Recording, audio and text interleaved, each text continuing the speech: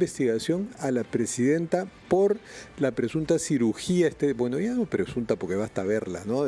Pero las infracciones constitucionales que hubiera generado el hecho de que no la hayan notificado. Tenemos al ex primer ministro, más correctamente dicho, expresidente del Consejo de Ministros, Pedro Cateriano. Pedro, buenos días. Buenos días. Muy buenos días, encantado de estar nuevamente con ustedes. Pedro, quería empezar a preguntarle por el caso de la presidenta, de nuestro principal personaje en un país que desde que se fundó y desde que se selló la independencia con Ayacucho somos presidencialistas. ¿Qué implica, más allá del debate jurídico, pero qué implica que una presidenta en un país donde la aprobación presidencial es demasiado baja, incurra en hechos que tienen que ver con la frivolidad, ¿no? Porque pensar en su aspecto facial es algo que no se condice con ideales de austeridad republicana, si es que uno lo ve más desde la derecha, pero tampoco con ideas desde la izquierda, que se busca más representación popular. ¿Cómo analiza usted esto, no solo desde el punto de vista jurídico, sino desde el punto de vista político? Hay que dar diálogo político, ahora no todo es debate judicializado. Yo creo que estamos pagando las consecuencias de un voto basado en la irresponsabilidad, la improvisación y la ineptitud. En todos los tonos se advirtió que la salida a la crisis política después del efímero golpe de Estado que dio Pedro Castillo era el adelanto de las elecciones generales. Pero este vergonzoso Parlamento priorizó sus intereses personales, económicos y partidarios y dejó de lado el interés nacional.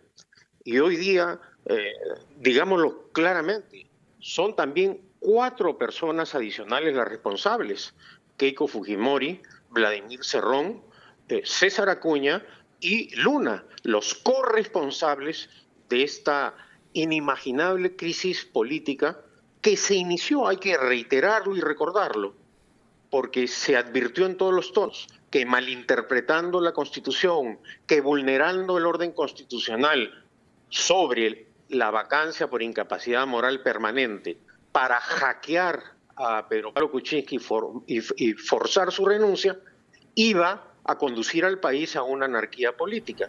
Y eso es lo que está ocurriendo. Estamos en plena anarquía política, donde tenemos un parlamento absolutamente cínico, que tiene pánico a la disolución, porque esto hay que recordarlo. Ayer me causaba mucha gracia que se rememoraba el efímero golpe de Estado de Pedro Castillo, un grupo de parlamentarios que se presentaban casi como héroes.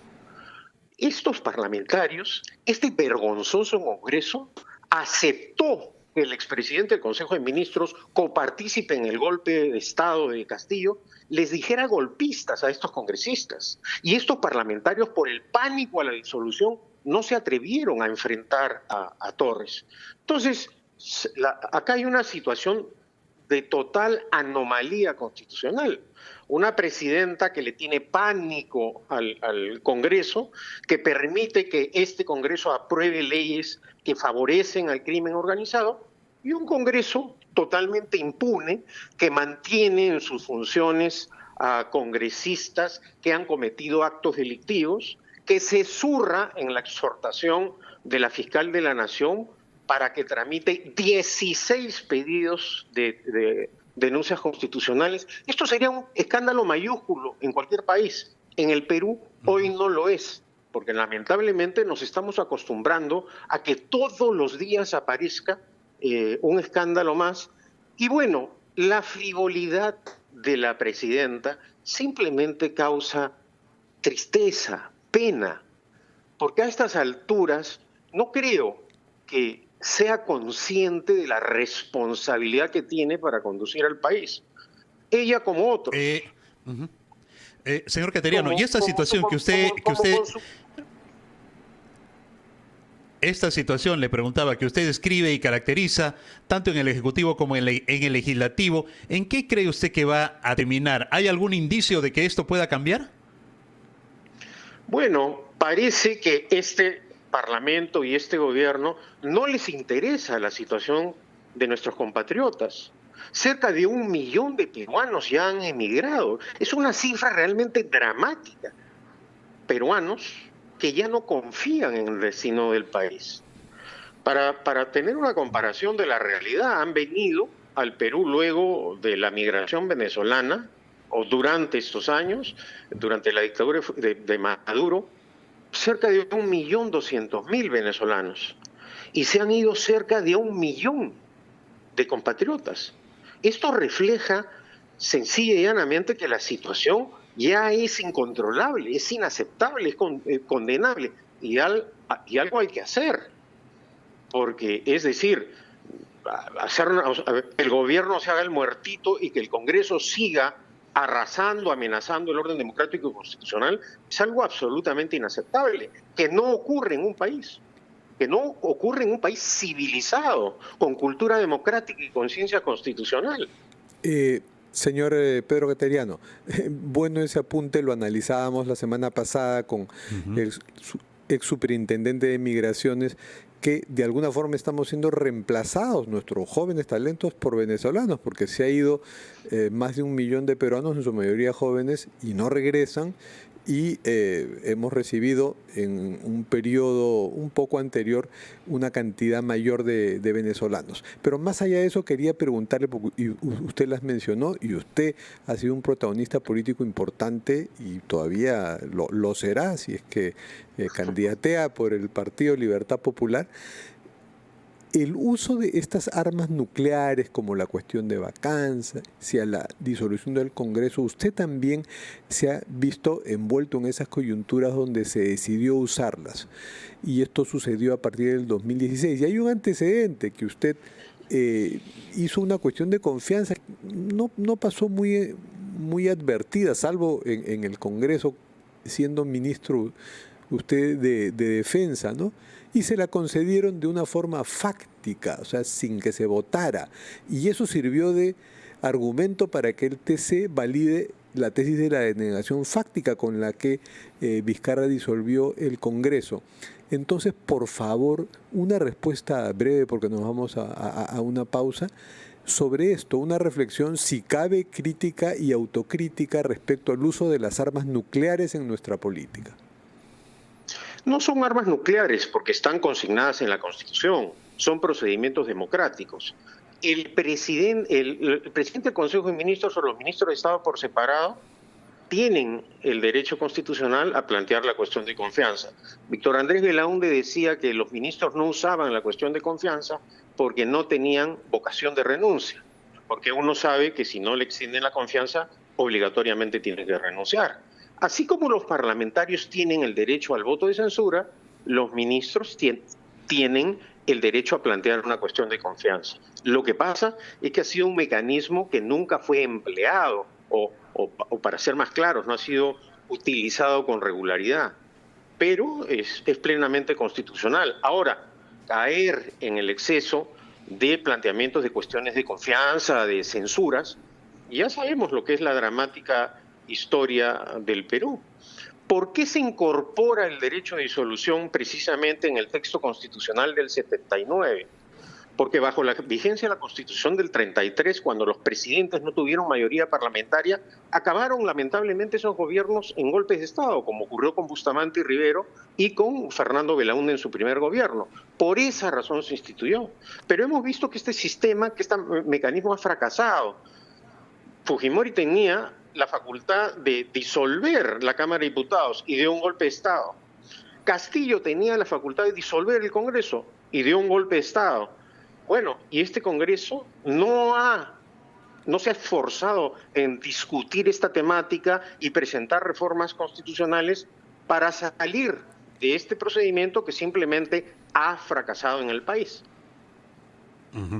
Señor Queteriano, le pido por favor que nos espere unos segundos, nos vamos a ir a una pausa, vamos a escuchar a nuestros anunciantes y luego retomamos este diálogo aquí en Ampliación de Noticias, edición dominical en RPP, confianza y credibilidad por todos los medios. Volvemos.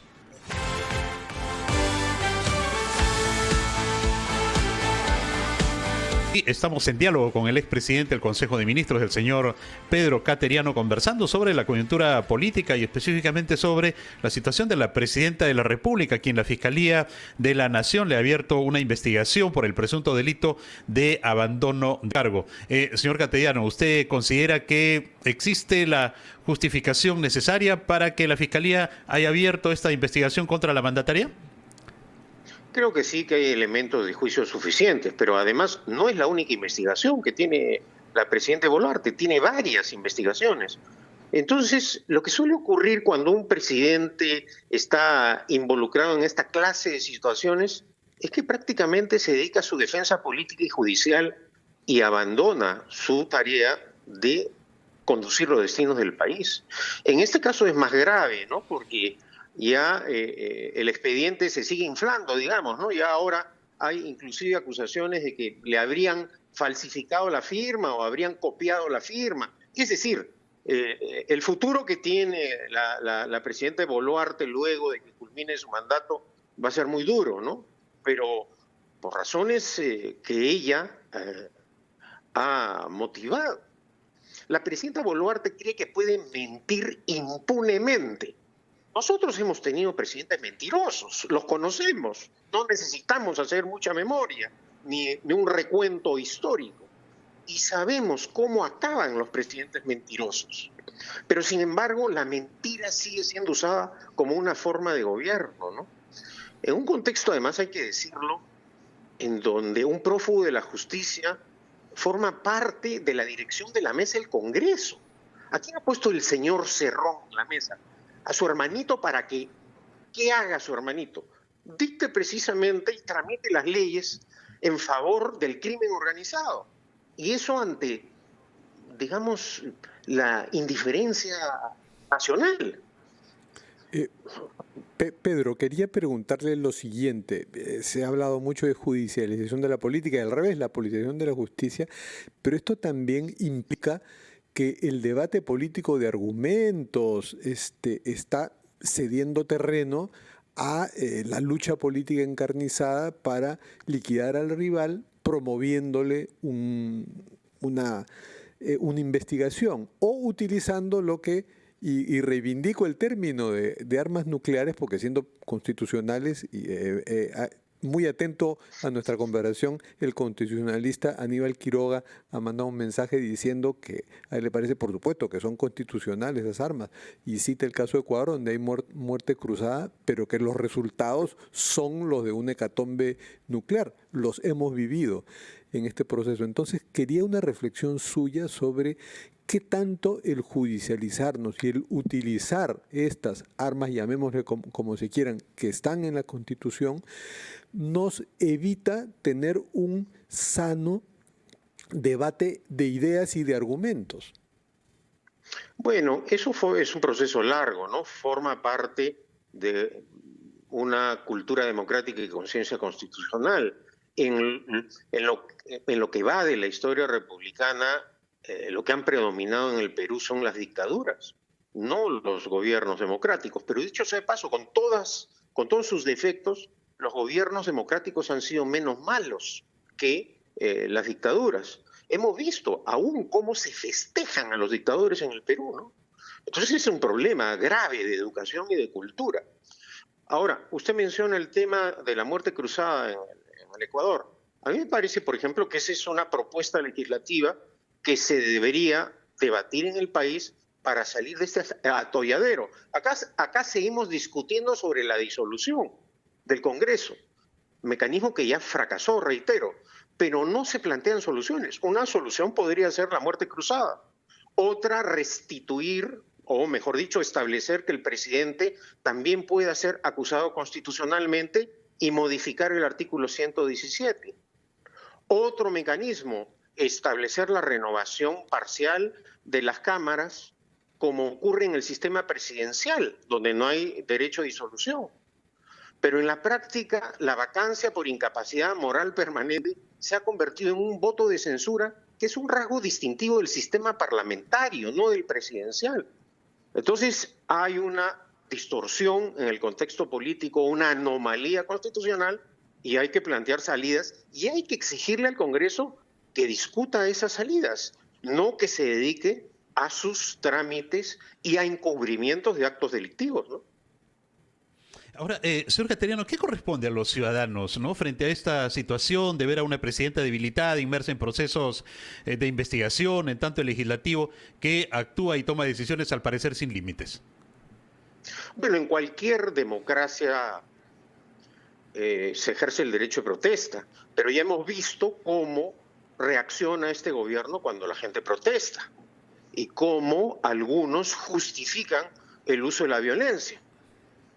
Y hasta ahora hay que decir, ¿por qué razón no se ha equipado adecuadamente a la Policía Nacional? ¿Por qué razón no tienen equipos, no tienen armas modernas de persuasión? En otros países vemos que tienen, por ejemplo, armas para disparar electrónicamente y no matar, o los famosos, lo que se denominaba en el pasado rochabuses. ¿Por qué no se entrena a la policía? ¿Por qué no se han adoptado? Porque hay ineptitud, porque elegimos inútiles. Es una vergüenza que en pleno avance de la delincuencia el Ministerio del Interior no ejecute su presupuesto, por ejemplo. También es una vergüenza, y usted lo puede vivir en Trujillo, que no hay agua potable en el norte, que en Talara no haya potable, y se mantiene un monopolio estatal del agua potable con 50 empresas públicas ineficientes. O un sistema penitenciario que en un cuarto de siglo ha sido incapaz de establecer un sistema de uso de grilletes electrónicos por prejuicios ideológicos y políticos. Y ahí una autocrítica. Yo impulsé eso y al interior del gabinete tenía gente que se oponía, porque hay gente que cree en el monopolio del Estado. Y el monopolio del Estado en el tema del agua ha fracasado. Y sin embargo, por prejuicios ideológicos y políticos no se adoptan medidas. ¿Cuáles son las consecuencias? Trujillo, problemas de agua potable. Juliaca, en pleno siglo XXI, casi 2/3 partes no tienen agua potable. Y no digamos Piura. Yo he vivido de niño en Piura, hasta los 7 años. Nunca faltó el agua. Hoy en día, en Morropón, en Paita, en Talara, les dan agua 2 horas al día. Esas son condiciones inhumanas. Y después dicen por qué se queja la gente. Porque a diferencia del pasado, que no había dinero, ahora hay dinero para ejecutar obras. Pero volvemos a lo mismo. Estamos pagando también las consecuencias de haber elegido a personas sin convicciones democráticas, porque a estas alturas del partido, seguir defendiendo a Pedro Castillo o manifestar que no dio un golpe de Estado y que era un hombre del pueblo y lo sacaron por prepotencia de doña Dina.